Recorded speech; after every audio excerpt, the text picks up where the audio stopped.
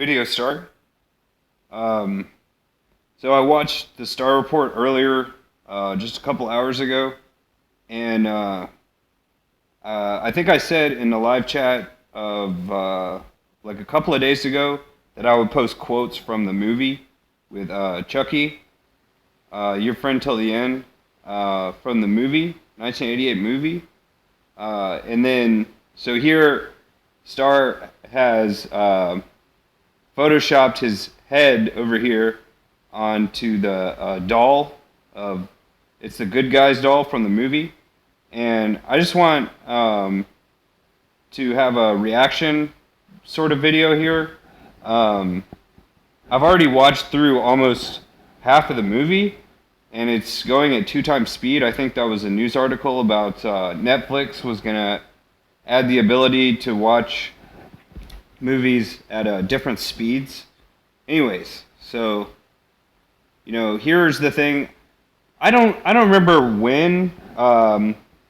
Probably around 15 years ago. I think I watched this movie.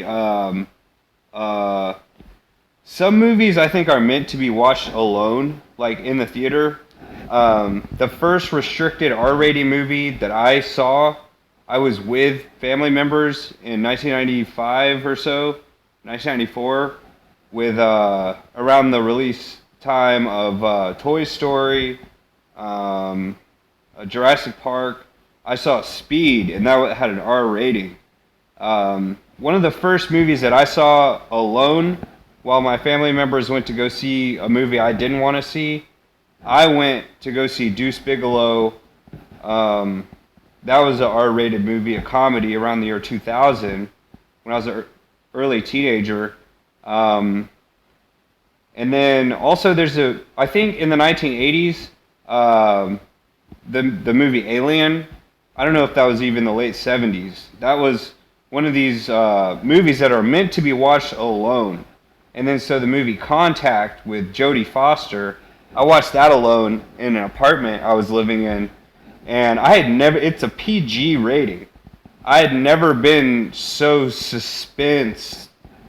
There was no more, I always wonder what is a suspense movie when I would see the section at Blockbuster. And I found out when I watched that movie alone, I was like spooked out of my room. I didn't even want to stay in the room by myself after watching that one. Anyways, I was thinking how funny it is when, growing up, millennials have always tried to talk about stuff that happened in the 80s, 1980s, 1970s, 1990s. Like, only like cool people know about what happened in the 1980s or 1990s, and I don't know. There's not going to be a whole lot more of that for a while because it's the third millennium. There's been quite a lag. It's been 21 years, and we're still talking about stuff that happened in the 1900s. The 20th century, the second millennium. I don't know. And just because I'm 33 years old now, I'm sort of starting to realize that, I don't know. I'm like the ambassador between the youth and the elders. Anyways, I had a better comment to make about that, how it's funny, how personally I would take that when I would feel disrespected that I didn't know what happened before I was even born. Anyways, so this scene right here, I'm watching with my dog, and then, because I noticed he was watching me he's sitting over there in a chair, and I'm sitting over here, and I'm just using my headset and watching it on my phone. Long story short, I went over to sit with him so he could watch it too, and he started chewing on his leg and all this stuff. So I'm like, you know what? I'll just give you some space over here, and so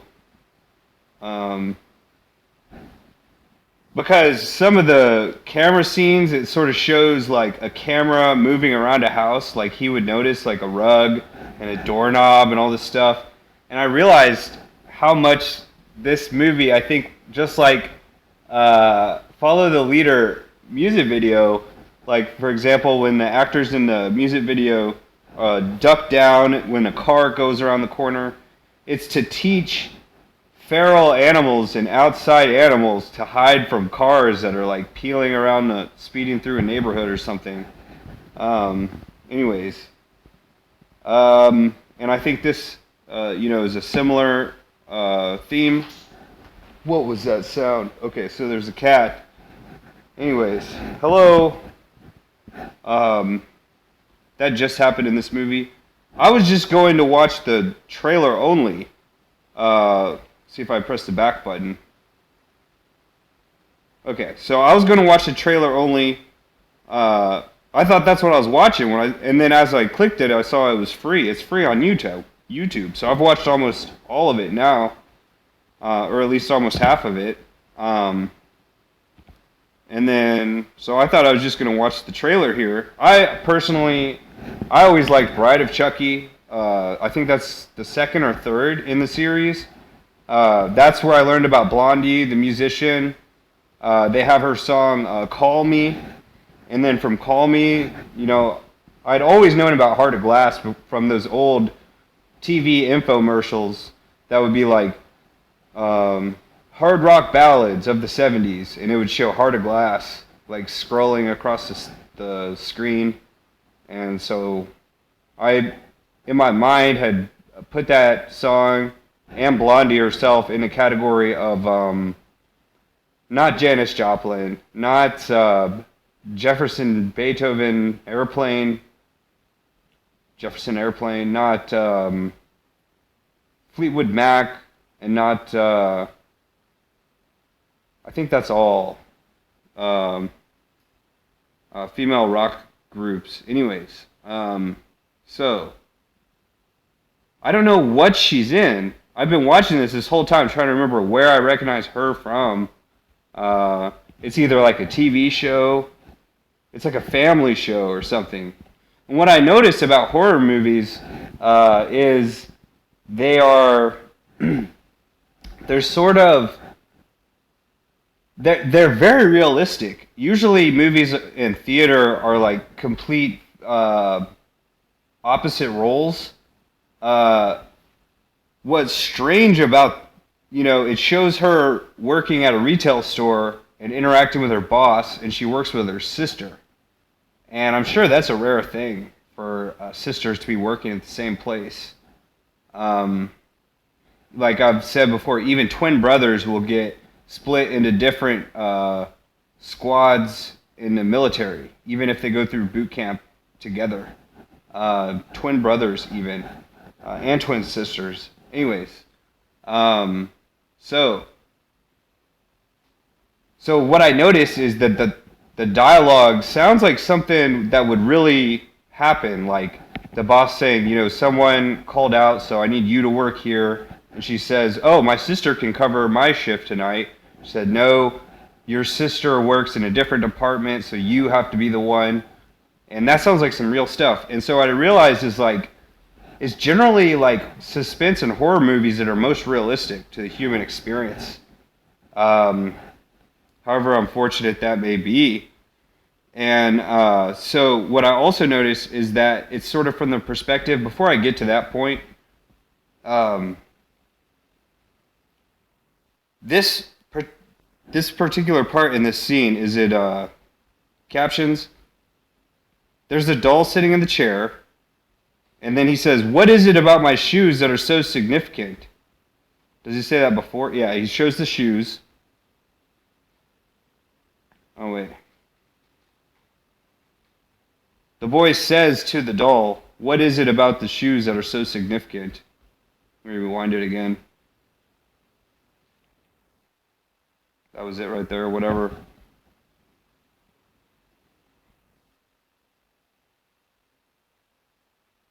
What do you think was so important about my sneakers, Chucky? Is what he asks him. You don't know either, do you?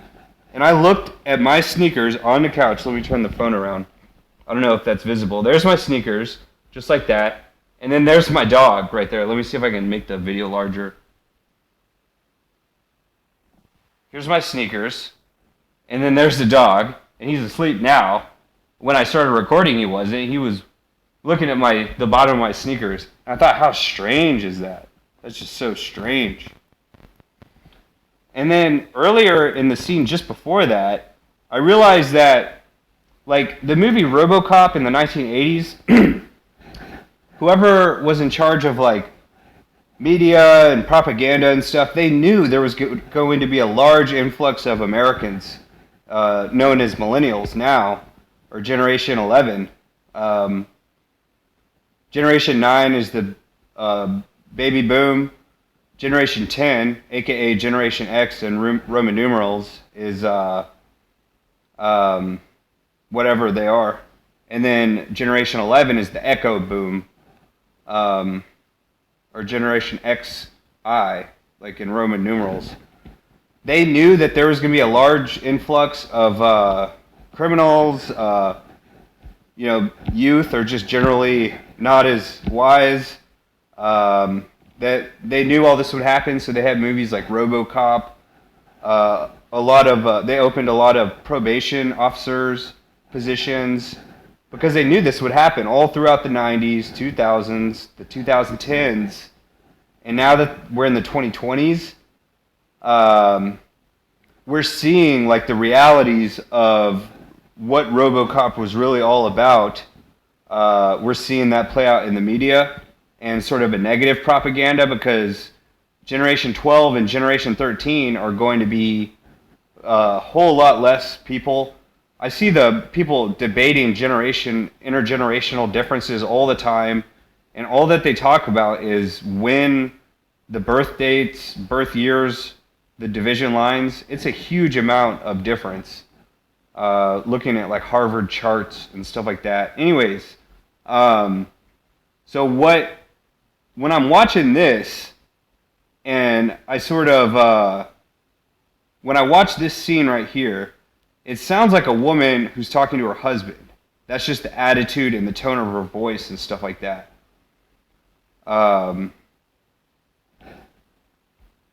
It really sounds like a woman who's woman who's talking to her husband about her son. And, they just had the sun. If I don't remember, there's a light that turns off. There was also a light in the scene just a second ago.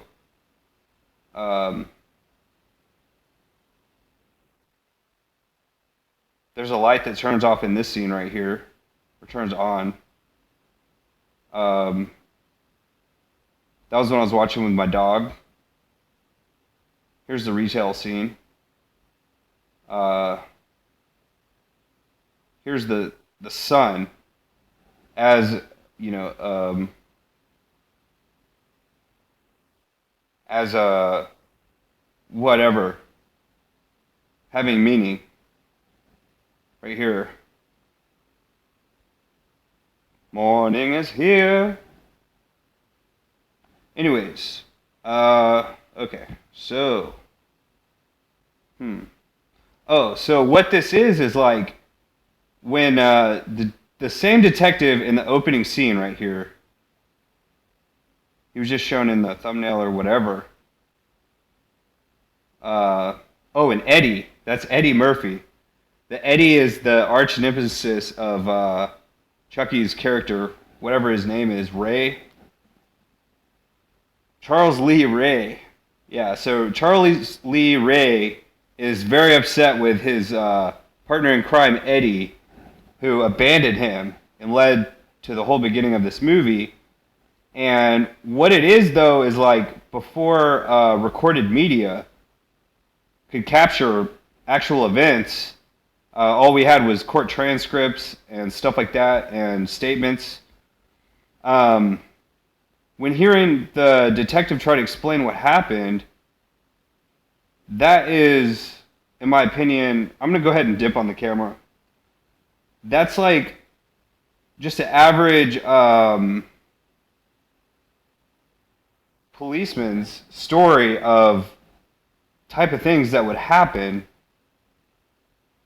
uh, it's near the same amount of realism right here. This story, whatever is this is, when the detective is explaining to her this stuff that's happening, it's about the same level of realism for people who don't understand, I don't know, reality.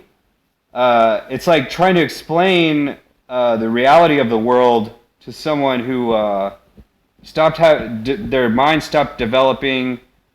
For example, everyone my age was around age 15 when 9/11 happened in 2001. And in my opinion, we all stopped developing mentally, no matter for any age of people. Um, Anyways, and I think only really comparable to what happened in 1963, and especially because my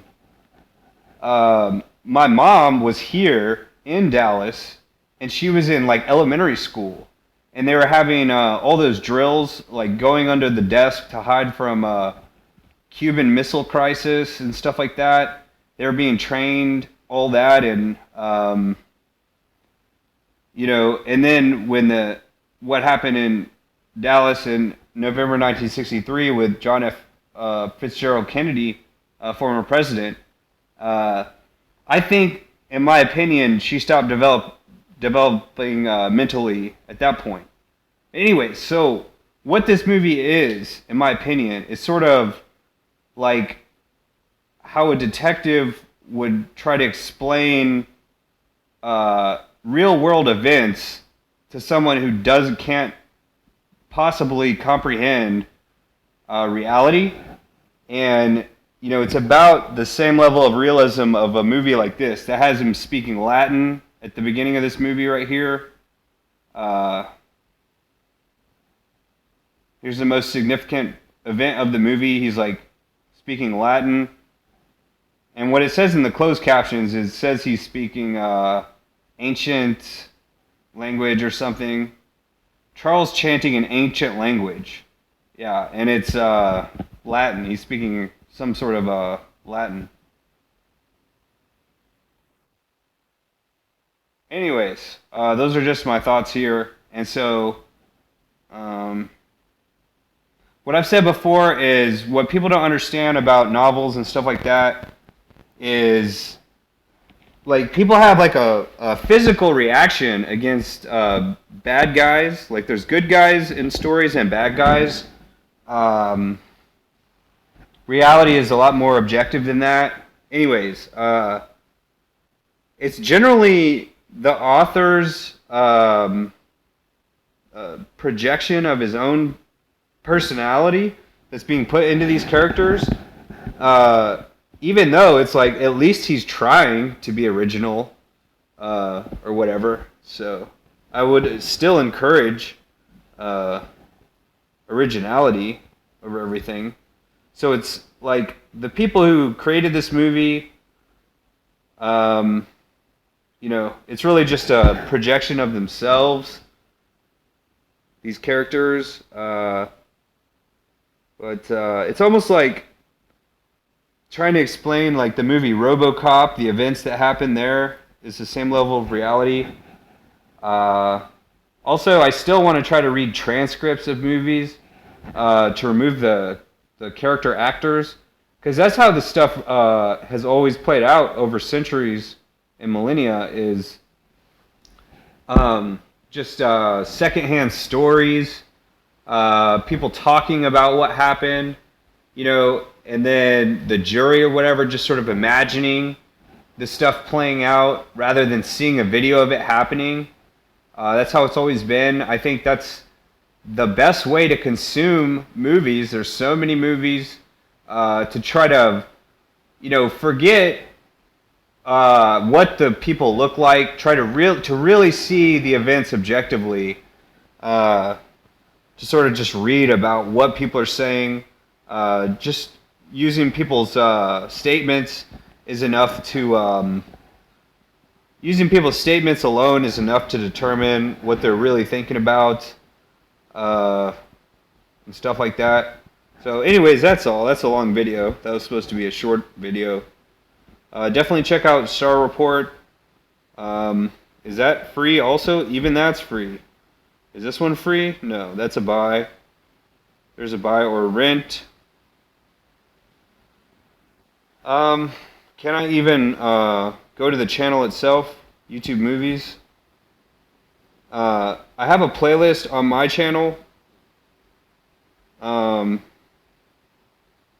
here's some that are free to watch. Great. Anyways, video over.